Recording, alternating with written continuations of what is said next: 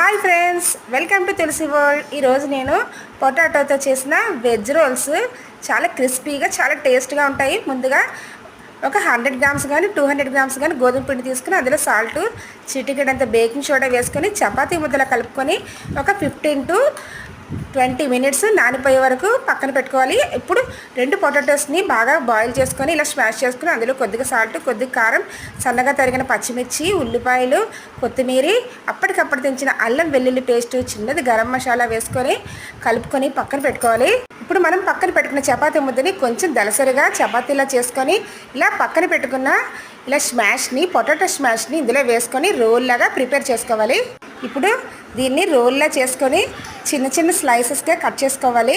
ఇలా కట్ చేసుకున్న ముక్కల్ని పక్కనే డీప్ ఫ్రైకి సరిపడా ఆయిల్ వేసుకొని అందులో లో ఫ్లేమ్ మీద గోల్డ్ కలర్ వచ్చే వరకు ఇలా క్రిస్పీగా ఫ్రై చేసుకోవాలి. ఇవి ఈవినింగ్ స్నాక్స్కి అయితే చాలా బాగుంటాయి. Please subscribe.